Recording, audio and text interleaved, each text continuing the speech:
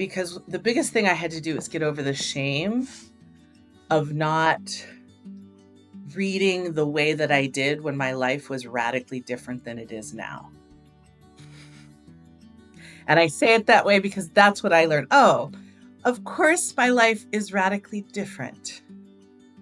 Reading has to be a different thing.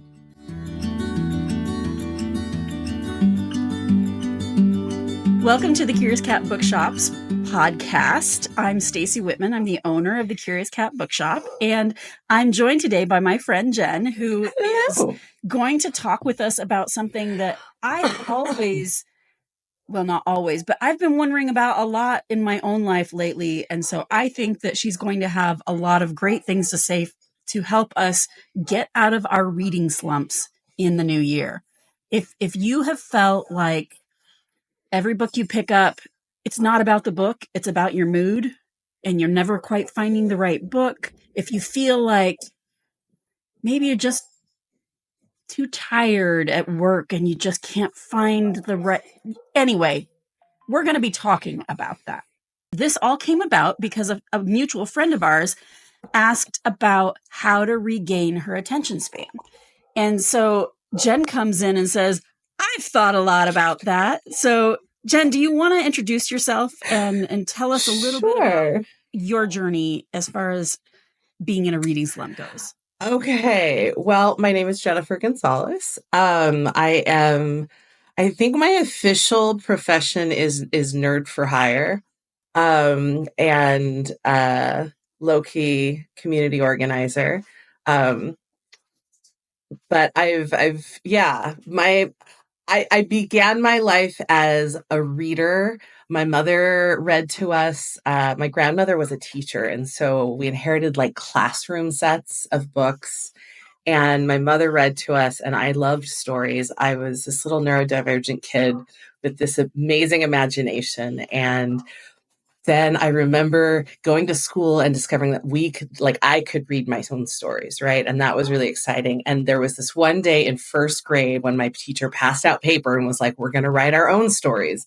And now I'm like, this is just a simple moment. But then I was like, wait, what? I don't think I had that moment until college. I get to write a story. Now, I couldn't think of anything to write, and I totally cribbed one of Aesop's tales.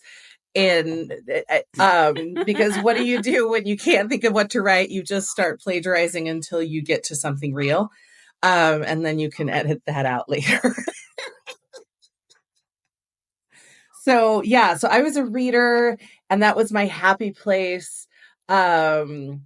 And I went through elementary school and several times got in trouble for missing my bus stop and having to walk like an extra mile home as like a 9-year-old because I was this deep into whatever book I was into. Did you ever have an Anne of Green Gables moment? I had several where you were reading the book inside your textbook.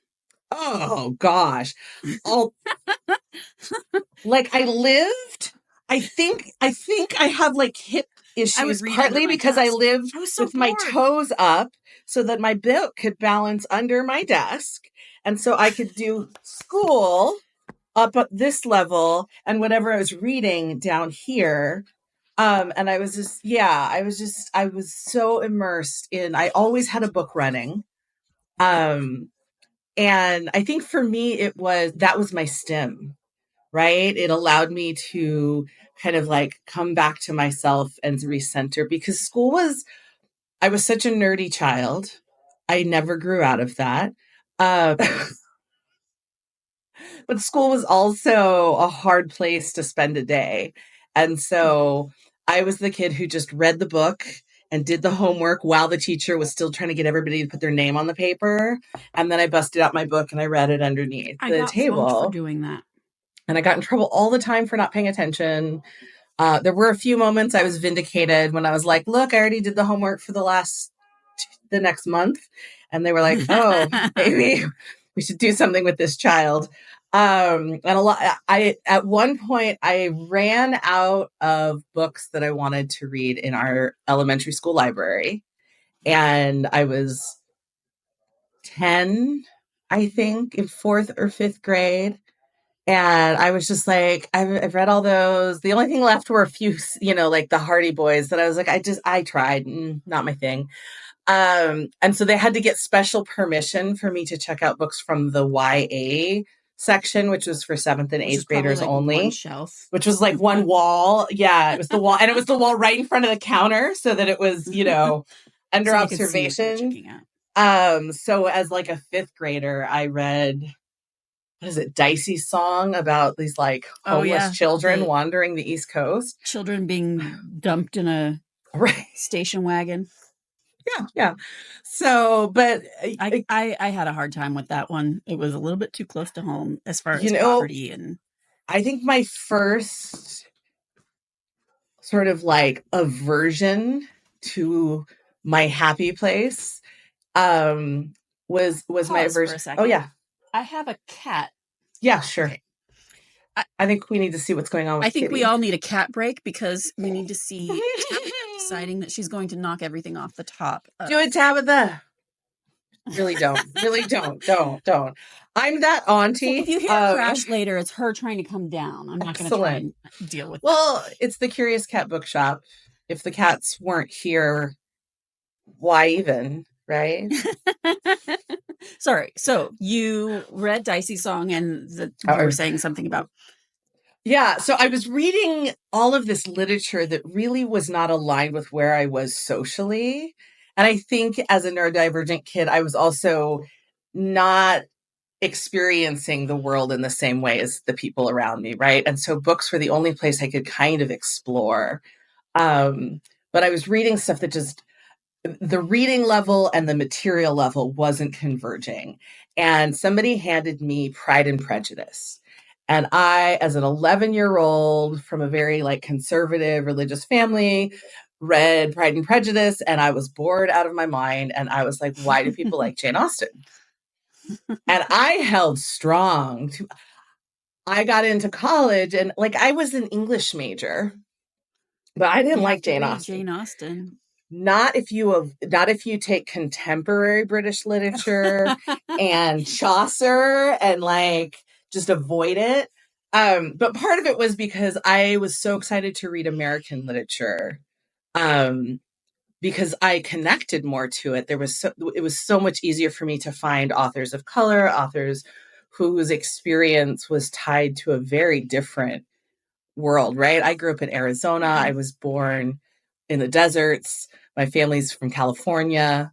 And so, yeah, connecting to America. And so in high school, I got to my senior year and I had wanted to take American literature and only like so many people signed up for it. And so they basically combined two classes and made me do AP British literature. And so I was forced to read British literature. And there was something about it in that moment in my life that I was just like, fine, I'm done with that. I read Charles Dickens again. I was an obnoxious student, I'm sure. My teachers loved me and probably just like were exhausted by me all the time. But I stayed away from Austen. And it's funny because I went off to a university and I went off to Brigham Young University and I started watching all these movies that were based on Austen back in the 90s. Right. Oh yeah. We had so many of them. And I would tell people, I said, I love just like the national ones, the international ones. There were the local ones too. It wasn't just that. I lost my train of thought there. Jane Austen movies. Jane Austen. Oh, I would tell people, I said, look, she writes wonderful stories. I know that because they make great movies. I just couldn't stand the register of the language. And part of that was because when I first encountered her, really could not pick up the subtlety of the critique that was there, right? There is this really interesting layer there that as an 11-year-old, I did not have the social sophistication. A 19-year-old. Right. I did not understand Austen until, so I went on, I got a bachelor's degree in English, graduated, worked for a year at a law firm thinking I was going to go off to law school, decided I don't like law as a business. And so I circled back and I got a master's degree in rhetoric and composition. And my graduate thesis advisor, Christine Hansen, who I love and is just one of the best humans, invited me to go with her as her teaching assistant to London for a term. And so I was like, I was not studying British literature. I was studying rhetoric and comp. My thesis had to do with a research study we did. Hi, Kitty. Again. And so I was like, yeah, I'm going to write this at night and then we're going to teach British literature in the day and I'm going to hang out in London for 2 months. Like this. Tabitha has decided that it's time to do my hair. Oh, good. That's nice of her to come She in. cannot stand that my shampooed hair smells a certain way. So you have a hair and makeup department. Mm-hmm. So that's nice. I'm pretty sure she's living she had lived a previous life as a hairdresser. As a stylist. As a human. I have a couple of nibbling pets. I'm auntie to people's pets because then I don't have to figure out what to do with them when I travel, which I always seem to do. So you were in London. So I'm in London. Not your area of study. Not my area of study, but whatever. Like I'm now a second year grad student, right? Like I've been teaching comp and I kind of have learned the gig and I was like, I can read a book fast and I can do the analysis, right? I can play this game. And so at night, I was writing my thesis about like AP English and cognitive development and all these things. And during the day, I was going to the museums and helping to TA this class on British literature. And we were going to all the sites, right? So I went to the Globe like 3 times and it was magnificent. And so we took this couple day trip at one point out to Cornwall into the West Country and through all these sites. And one of our stops along the way was Bath. And we were reading... Off to Bath. Was it Persuasion or... Off to be happy in Bath. Yes. So we went off to Bath. Yes. Bath Persuasion is my Jane Austen. And so we're reading Bath. Keep in mind, I am a 23, 22-year-old, 23-year-old, 24-year-old now. I'm almost 24. I'm a 24-year-old graduate student at BYU where there's a culture of people marrying young. And so I'm kind of I am living this reality.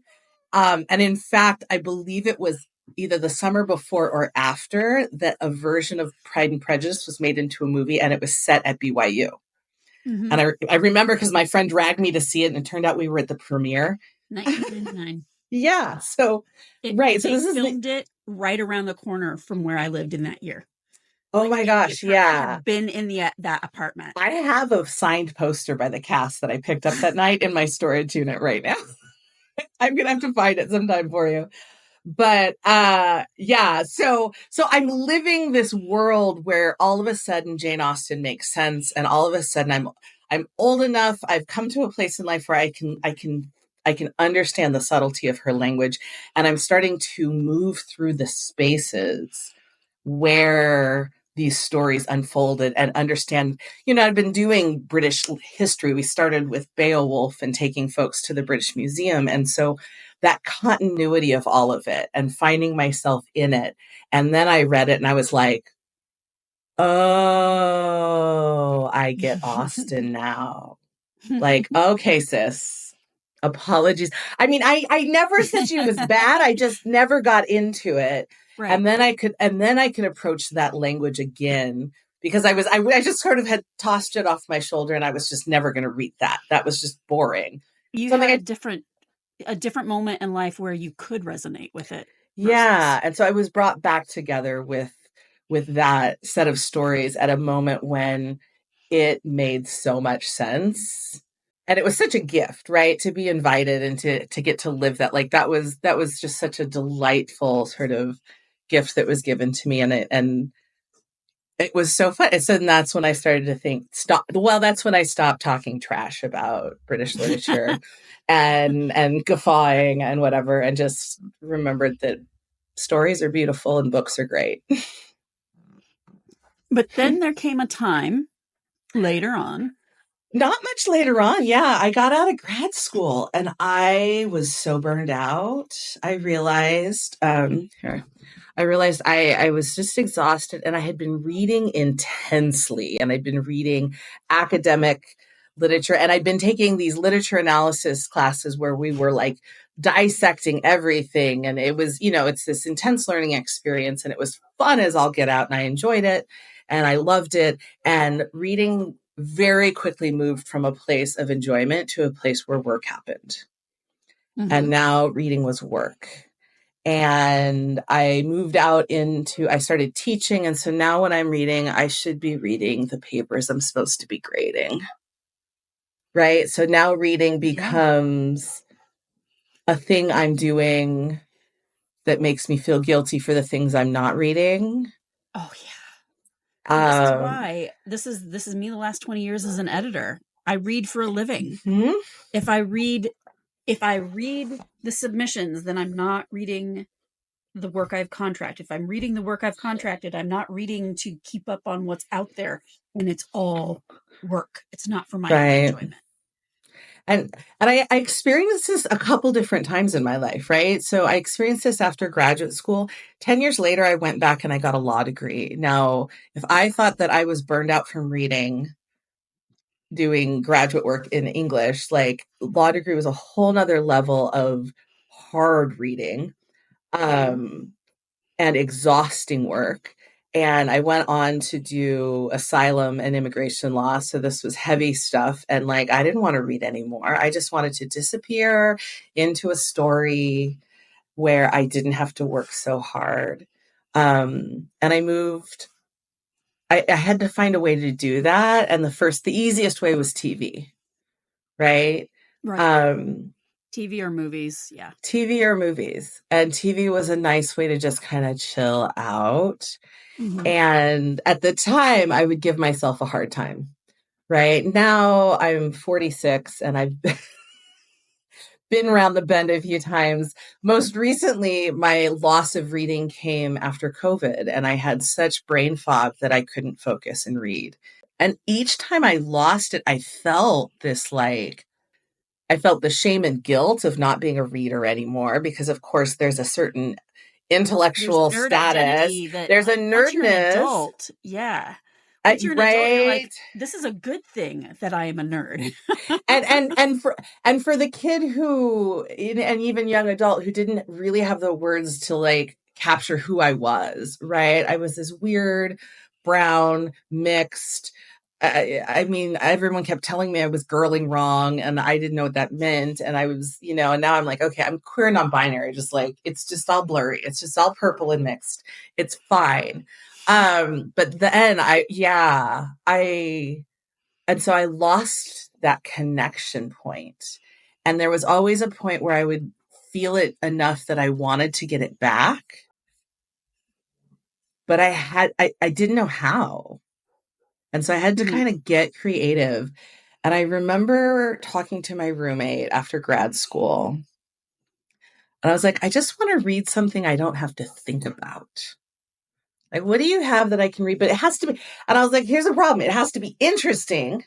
So it keeps me focused. Like I need enough dopamine to really get hooked into it, because I got to get into flow. Right. That's what I realized now in my understanding of like healing and our nervous system. That reading space is a flow space. And so getting in there when you're exhausted and overwhelmed is really hard. Even though you wrote go ahead. Even though you want to go there to recharge, right? It's like you're too tired to fill the tank.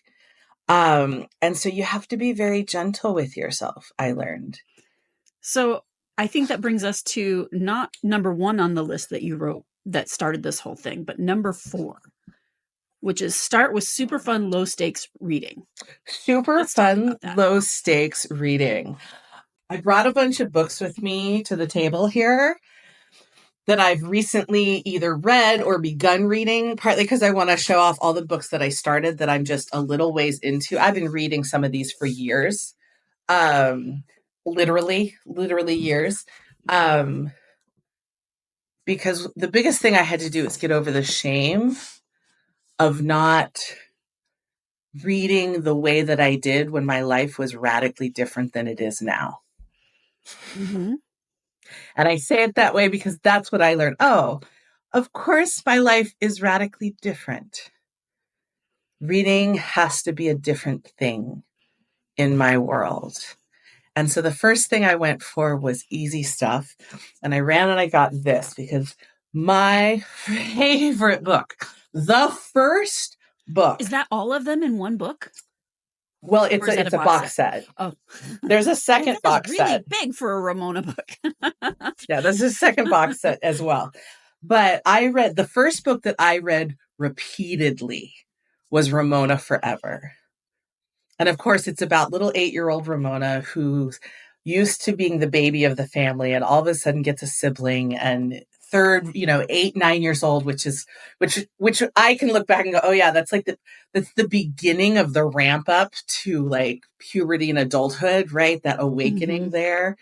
And I just, the world made sense because Ramona made sense, right? Because I was such a little Ramona. But I was nerdy enough that I stayed out of trouble. As in, Ramona was your outlet.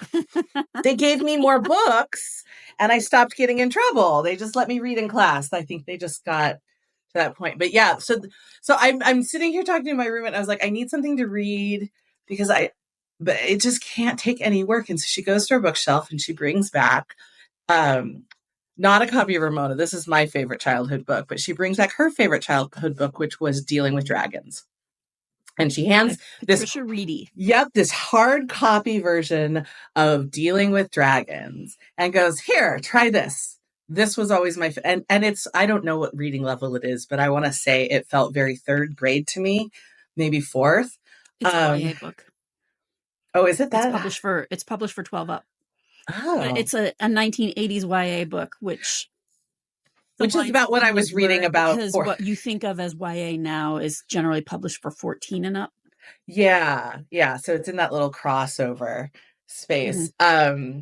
But for someone who had just finished a master's degree in rhetoric and composition, like this was like reading the shampoo bottle when you're just like, I just need to zone out for a minute, right? The cereal box. Right. But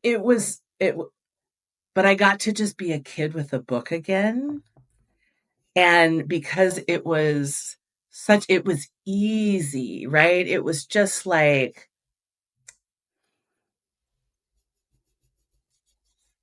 it's like that warm cup of tea that just settles, right? Like that just, and I was like, oh, that's right. Sometimes reading doesn't matter at all.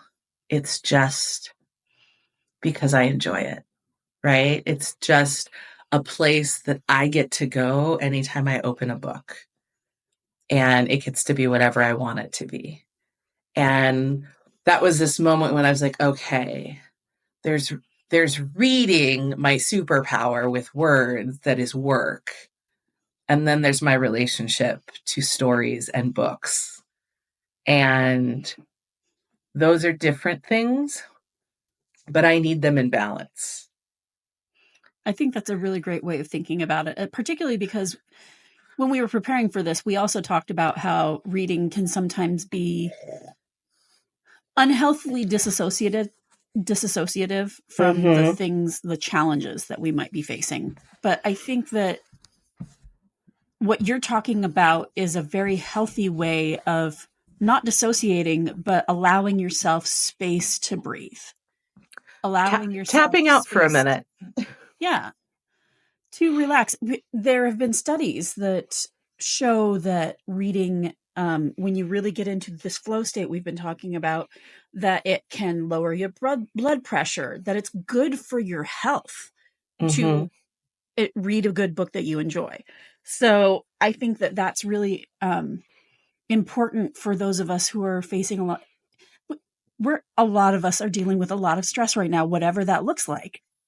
And reading Right. something that we enjoy can help us to not so much escape, though that might be a reason why we want it, but Right. also to bring the temperature down a little bit. Well, and if you're like me and you're the burned out gifted kid, right? And a lot of our hyper readers probably identify with that. Um, Reading, you can read way below your grade level. You're allowed to read way below your grade level just because it's fun. Yep. And I always recommend middle grade as the age group that everyone should be reading. It's what I call family literature. And even if you don't have yes. little kids in the house, even if you don't have, somebody that you're reading it with or for, go have an adventure. Allow Mm-hmm. your inner child to enjoy the adventure. One of my favorite middle grade books as a nerdy little awkward kid was The Great Brain.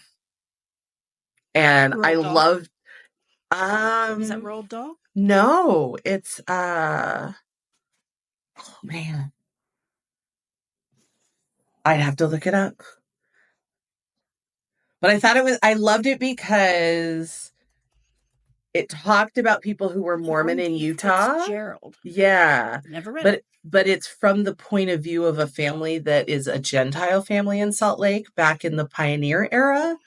And so and it's kind of Encyclopedia Brown, like, and Little House on the Prairie got together. Okay, But I completely, when you told me about this the other day, I was thinking of what is it, the BFG by Roald oh Dahl. yeah, I think I was thinking of that. Yeah, no, The I Great don't know this book at Brain all. it's delightful. It's a very like kid is smarter than everybody kind of dynamic that you love. If you like a good mystery, if you like um yeah, Encyclopedia Brown and Tom Sawyer kind of got together for this book. And so I Yes. loved books like that, right? Where you could you saw the mystery, you could unsolve the puzzles, like right. And of course it was always the weirdo kid who is the hero, and that felt good. I highly recommend for a contemporary puzzle mystery, York by Laura Ruby. It's a middle grade book about kids who live in an apartment building in New York, and they find these hidden rooms and hidden passages in their building that eventually help them to figure out how to save their building. It's kind of a steampunky world. It's kind of a world. Dreamed I had an alternate reality in my brain where my closet was Dawn's closet from the Babysitters Club, and it had an escape, it had a tunnel that went out. Don't we right? all have like visions of like I'm constantly in my dreams imagining that there are rooms in my house that aren't in my house. Yeah. Because your brain wants to go elsewhere. Because we are creative beings, right? We love to create, and we are imaginative creatures. And I think that's when I'm dreaming and I'm imagining things bigger, more different, I'm like, okay, I'm in a good place because my imagination is able to have fun. And if I can't have fun, I need to take care of myself usually. Yeah, and that actually kind of goes to a couple of the other things on your list. You've got turn reading into a moment of indulgence, which I think that having fun is kind of, if we're in the midst of our deep career years where we're like everything is work, it is really hard sometimes, especially if you've got a lot on your plate, whatever that is, kids, new marriage, or going through a hard time in a relationship, or parents sick, a lot of those things the list of demands gets extreme. And so if you're in those years, how do you find a moment? We always talk about self-care as, I don't know, give yourself a bubble bath or something like that. But I think that reading, let's talk about the moment of indulgence. A moment of indulgence. I'm being pushed out of my chair by my cat. She's now behind me. Like, on purpose, read when you don't have time. On purpose, read when you don't have time. Choose to rest and drop a ball. So one of the things that I started doing is when I would get really overwhelmed, I would realize I was overwhelmed because I was making this to-do list for the umpteenth time and it's just not happening. And the minute I finished the list, I'm like, I'm tired. And I was like, wait, that was the warm-up. You finish a list? Never. Goodness. Okay. No, lists are not for finishing. Lists are for assessing how far behind you are and how bad you should feel and how long it is before you're allowed to do something fun. Because that's what we're trained to think, that the fun things happen after the work. But what I learned, and I'm able to put words to now after doing sort of neurological rehabilitation after COVID, and really intense autistic burnout, I was like, oh, if I can't key in, I need to give myself the joy first. And so I bought some chocolate and I got to have chocolate anytime I was reading something that made me happy. I made that into a game. Two good things together. Yeah. Right? I'm going to read my book. I get to have chocolate with that. And I got to have chocolate other times. It wasn't exclusive, right? It can't be something that, it can't turn it into performance. It's not a reward. It's a reminder of joy. So you have the energy to reach for the next piece of joy, which is the book. And reconnect with the joy that you get from reading and the safety and the comfort and the calming. Because reading is a beautiful meditative practice, right? Mm-hmm. And yeah, it can be a little disassociative, but also it can be, I'm going to step out for a minute and catch my breath. When we're doing trauma recovery work, we have a happy place, right? And we imagine, where's the place I go when I need to center? I go to the water in Acapulco Bay, floating in the sunshine, right? Like that's my like somatic place. Or I pick up a book that I don't have to read, and now I'm at the beach.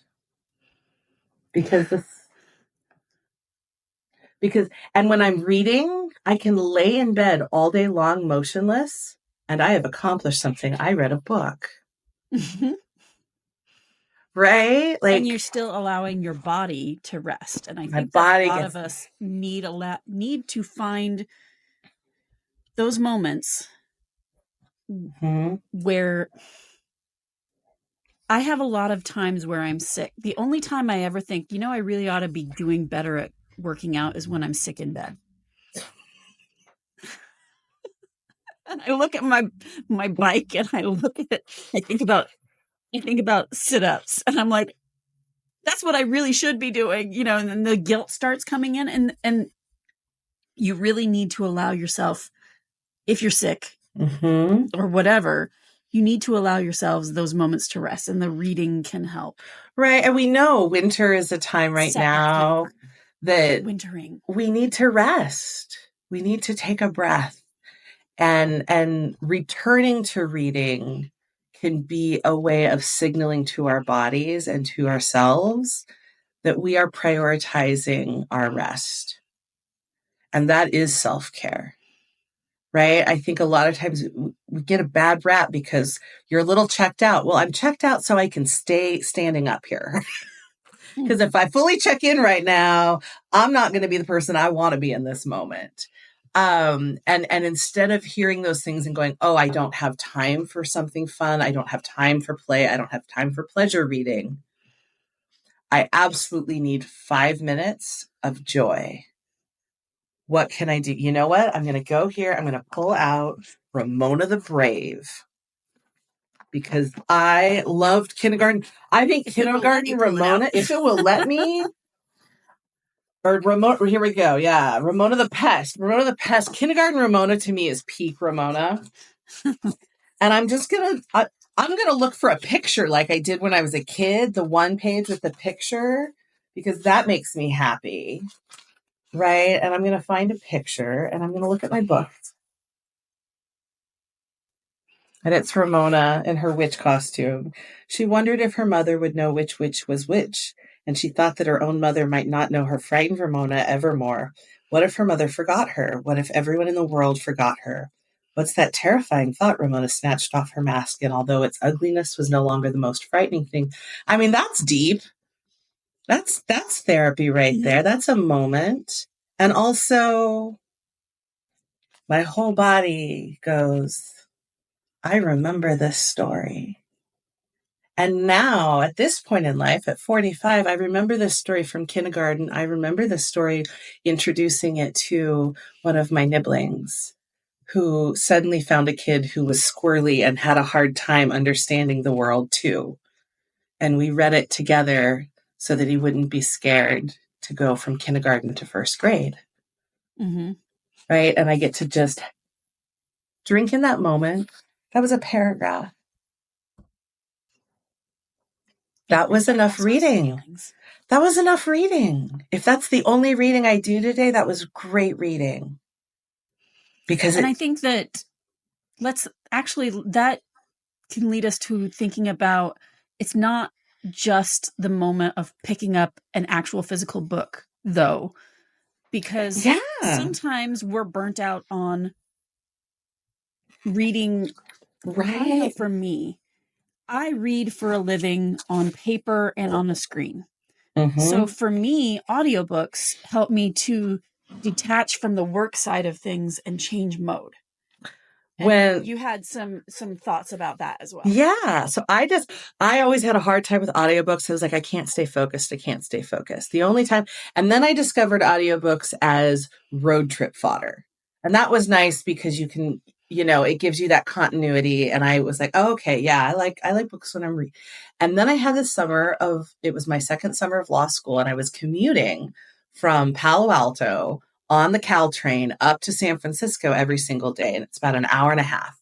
And on the way in from work, I had a pretty fresh brain, and I would usually have brought something home to read for work. And so I would read through case law or whatever so that I was ready for my day. But at the end of the day, I did not want to look at anything.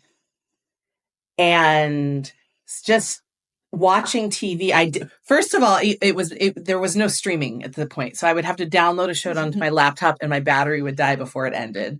Because be like, I need to know who the murderer was. There's a lot of battery iterations ago, but only really about 15 years.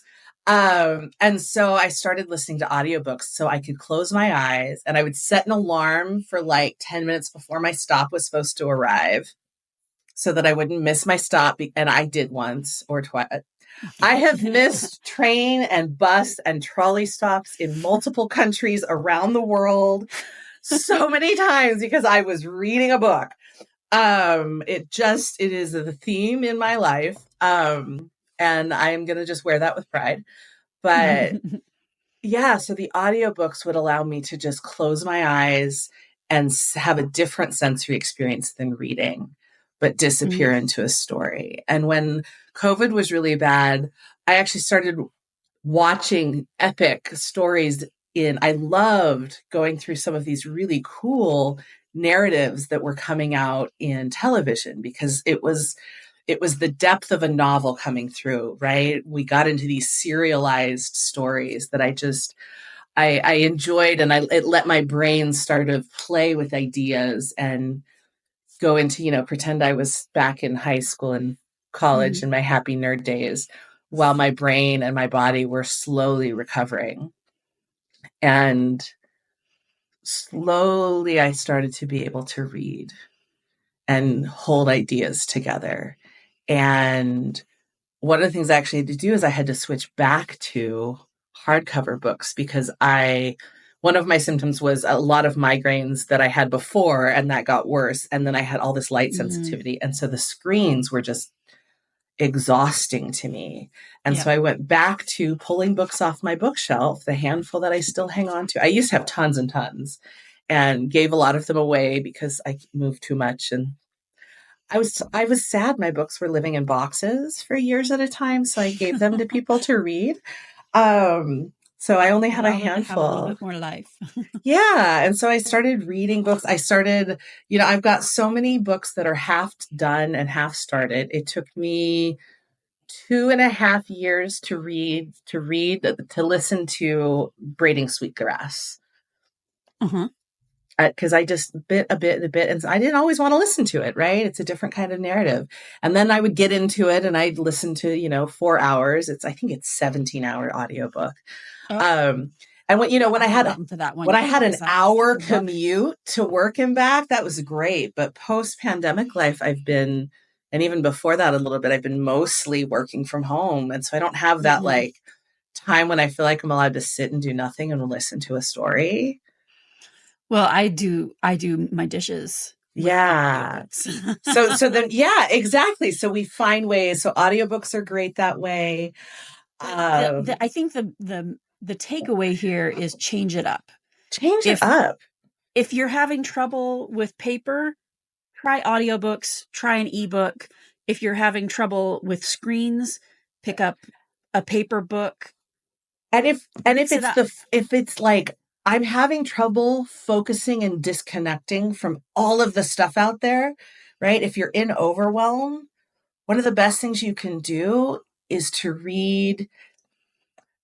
get the audiobook and check it out from the library and do read along like when you were 5. Mm. I actually did this. I Because downloaded. then it's a full sensory immersion. Yeah. Well, and then if you get lost or you float off, you can bring yourself back faster. And so you're kinder to, right? Because it is that meditation of just bring yourself back to Hmm. the book.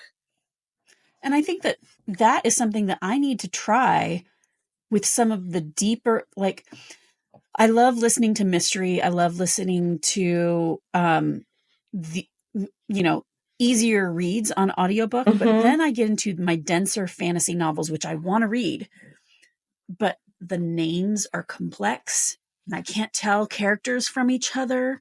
And I'm like, this is something that I need to read because I'm such a visual person that I can, if I see the name, it will help me. I will build So a that picture. makes me go, Yeah. oh, I should be doing this with my big fantasy novels. Like, I really want to finish The Witch King by Martha Wells.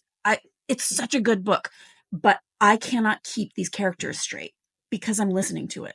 I need to pick up the physical copy and do it, but I don't set But enough also, time aside. I've got the audiobook, I've got the physical book.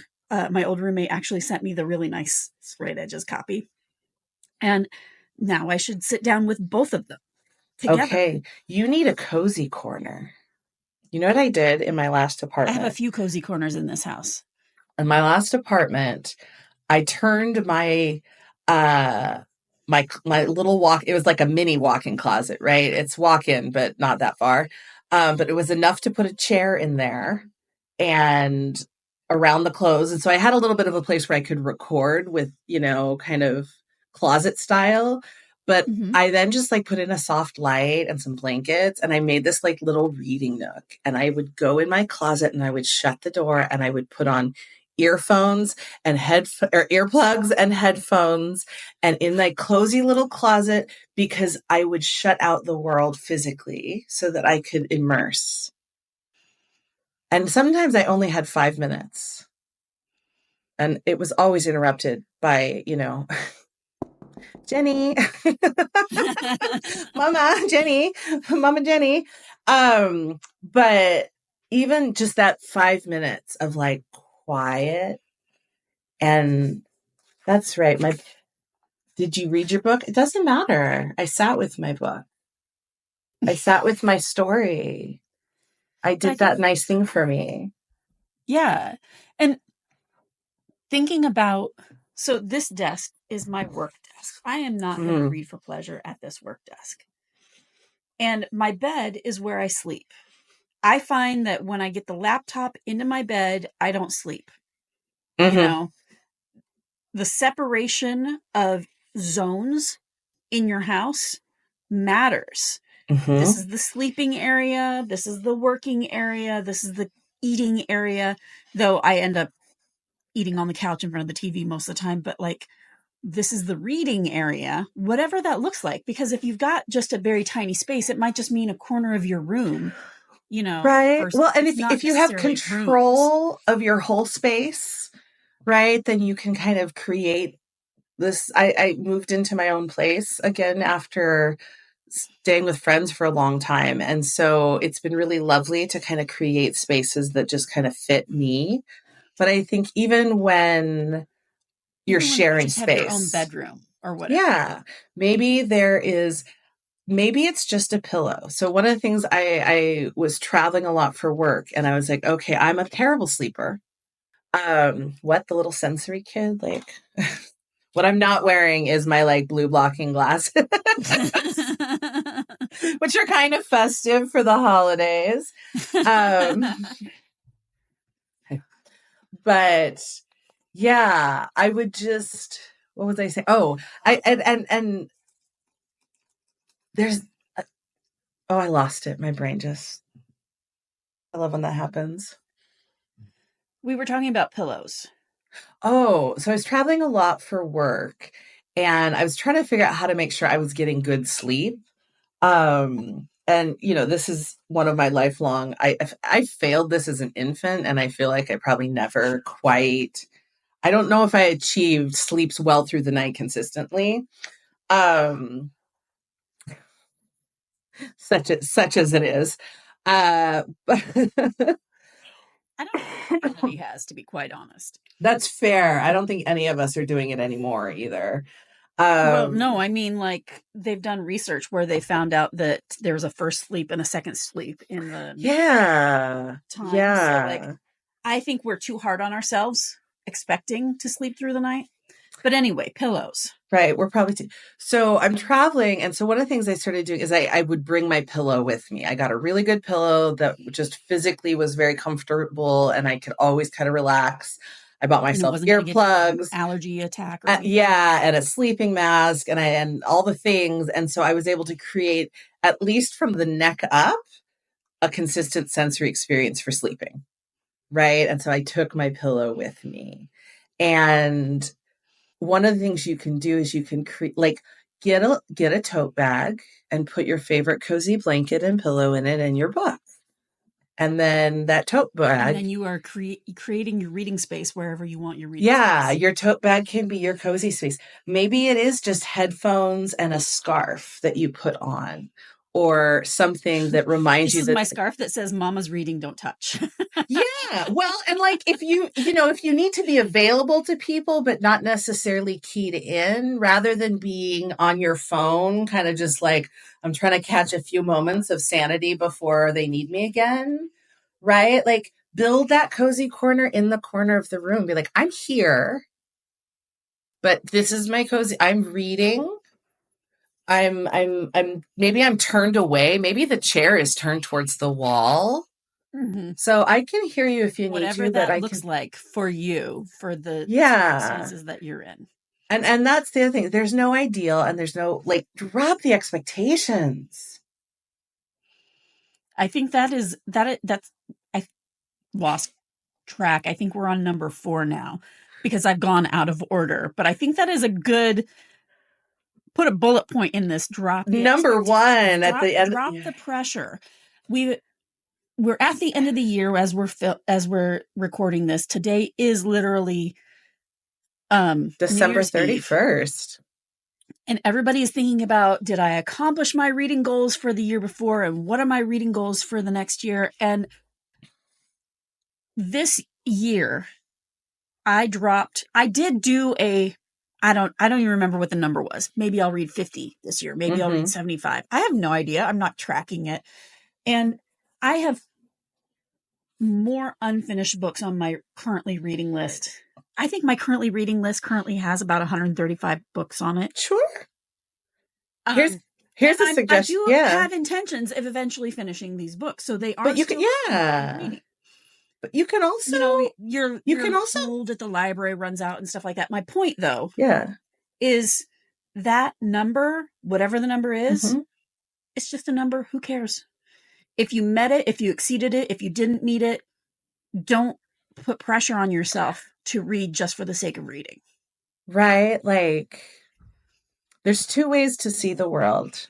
You can go to 101 countries, or you can go to the same place over and over again and learn it really deep. And I think books can be the same at wherever we are, right? That relationship can be the same. Sometimes my book is, the thing that I do when I am waiting for the bus. Sometimes my book is the thing I do before bed to remind myself that I can handle life. Mm-hmm. Sometimes it's the thing I do in the morning with my coffee because my brain is quiet and I can process a lot of information. And if my books are my happy place, then I just figure out ways to create little moments of happy. And I think joy grows into the space that we give it. I think that is the most important thing about what we're talking about today is that if you're not getting joy from this experience, change it up so that you're getting joy again. Make it easy. I took a class with several big mucky mucks at Stanford in like psychology and behavior change and all of this when I was a student.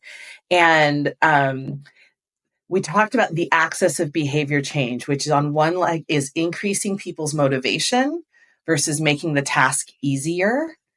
And we live in a culture that says the only way to get things done is to increase our intrinsic motivation, but all you have to do is make it easier. Right? I bought the same book on audiobook and ebook on Kindle and in hard copy because I liked it and I really wanted to finish it and I kept trying. And you know what? I still haven't finished it, but I'm still reading it. You're still Right? enjoying it. It's not that you don't love the book. The reading Enjoying is might not even, depending right. on what you're reading, it might not even We be might need to start. enjoyment, but is Right. giving you a sense of joy to be in the process, if that And makes sense. I think that's another way to think about expectations is, it isn't book it. We don't have to count how many books we get through There's as personal pizza at the you know end. what? Unless you can give You're a yourself grown up. You're a grown up. You can go get your own personal pan pizza if that's what you want, or you can get a really good pizza. You can do whatever you want. And so maybe your goal this year is not to read 150 books, but to always have a book with you that gives you joy. And I think that comes to number 5, give yourself permission to read multiple books at once or to go slowly or whatever it feels like. Needing 3 years to get through an audiobook is not failure. No. Or whatever. Well, and if your only reading goals is to finish books, then all you're doing is consuming reading. Right? What if instead it's to visit 3 different places in books or to find something new that makes me cry this year? It makes me think of, I've seen it's kind of gone viral on Blue Sky, people talking about their goals in the new year and how people like me, I say I don't do resolutions. I don't do even a word for the year or anything like that because if I'm going to have a goal, it's going to be a long-term goal that I'm going to stick to no matter whether it's a new year or not. Or I don't find it worth it to have whatever. But and you might have seen this going around too. Somebody's like, well, what if they were fun goals? What if it was a pasta challenge? What if it was, what thinking of your reading in that way? What if it was something you look forward to again? Mm-hmm. Like, do you remember like when the next book in a series came out that you were just so into, whatever that was as a kid for you, right? I'm old enough that it could have been Boxcar Children, but also maybe Harry Potter. Like who knows? See, I'm old enough and having been poor enough that I didn't have new books as a kid, and Well, it I was a didn't half buy closed any of used them. bookstore. I I being mean, the the library librarian had didn't a get new special books either. relationship. Being the librarian had a Didn't get new special books either. relationship. But I remember Yeah. going into the bookstore in college when I finally figured out that I could go get new books because I had money, scholarship money, but Yeah. it was money. Student aid, And trying to man. figure out when the next Robert Jordan book was in 1993 was a process. Right. Oh, my favorite was like there was an era of John Grisham for me, and like getting to the end of the semester when I had time to just like sit on a couch for 2 weeks and read as much as I wanted to. And that like anticipation that like I get to Exactly. read. I talked to somebody I today get and to, not I have to, I get to. exactly. I get to read. And so set goals that align with what you want reading to become in your life, not with what you want to be able to accomplish and report Right. on at the end of the year. Exactly. And I think, have we missed anything on your list? I don't know. I'm looking at the list. You're in charge of the list. I am not. Connect activities with audiobooks. We've already talked about that. So I think that actually wraps up our list, which is perfect because we're at about an hour in. So we should probably wrap this up anyway. Yeah. But I think that this is a really great way of thinking about reading if we're in a slump. I think it's a really, no matter where we are in our lives, whatever the reason for our slump are, reasons for our slump, I don't know how to construct that sentence, but whatever the reasons. You're like, my words are in a slump, so we all are experiencing this moment together. When you're stuck, no matter why you're stuck, right? No matter why you're stuck, you can mix it up and find ways of finding joy again. And I think that reading is just a part of that finding joy, but reading can help you find joy, and you can find joy in reading, if that makes sense. And hopefully some of these tips have helped you guys to be able to think about, right. And make it I easier. think you brought books to Go ahead. Make it easier, not because you can't do it, but because you deserve not to work so hard to enjoy your books. Yes, exactly. And to wrap it all up, I know you've brought books to the table, so I think that we should end with some book recommendations. Okay. Or just some thoughts. Yeah. Okay. So I just finished this one. I've really gotten into historical fiction. And I got a shout out before I shout out to this book, which is Vanessa Riley. I saw it on the bookshelf and was like, that looks like something interesting.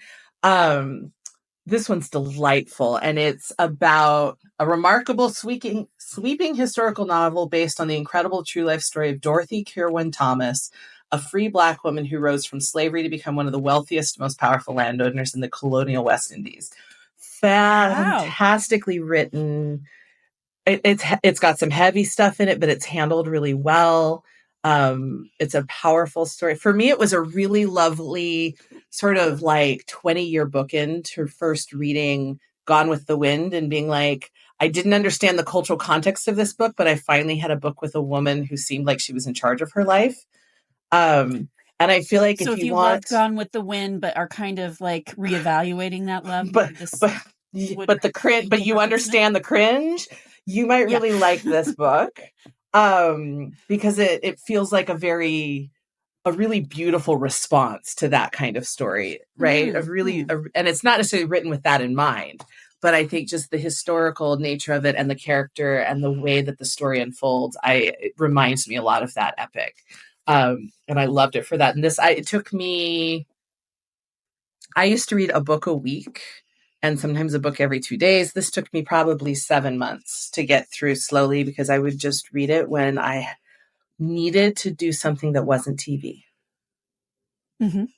Right. Other books that I've read recently, Co-Intelligence If you want a moment of being a little weird and freaked out by AI, but also starting to understand what's actually going on, this is a great starting point. This was recommended to me by a computer science professor, actually, who's an expert in AI policy. But it's a super easy read. It's super fast. And you should read it with friends so that when you read something that you're like, that weirds me out, you can talk about it, because AI is crazy. That is an entirely other podcast where we need to just go through all of the literature on it. And I want somebody to write it from the writer's perspective and the artist's perspective who are being ripped off for these models. Yeah. So yeah, I brought my Ramona books. I'm also just slowly reading through Cast, by Isabella Wilkerson, and this is she's got a couple of books that if you want to understand, that are on my list. If you want to understand the current political moment from a radically different view than us versus them, start here. And I'm consciously reading it one chapter at a time and marking it up like crazy. What's her name? Beverly. What's it called? Yeah, I brought all these books in here. Carol Anderson. Have you read Carol Anderson's White Rage? No. I'm going to take you to my bookshelf. I feel like that would kind of pair well with Cast, because White Rage is really about the backlash against Reconstruction. And I think that is another great book that I would pair it with this. My Grandmother's Hands. So this is nonfiction. This is Resmaa Menken talks about racializing trauma and the pathways to mending our hearts and bodies. This is a trauma-informed approach to racial healing and understanding oppression that life-changing. And I think reading those stories with this gives you this beautiful place of understanding history and also imagining new ways of doing things in the future and casting the harm of colonization and of white supremacy on all of us, right, as a trauma that we are healing from, not as a guilt that we are atoning from. Yeah. And I showed you this one the other day, and I'm going to throw this in as another pairing. This is Echoes of Grace by Guadalupe Garcia McCall. It is a Gothic magical realism mystery that has two time periods. One is 2 years after the other. It's a older young adult novel about two sisters who there's so much trauma in their life. Their mother has been murdered, and they are living in the aftermath of that. And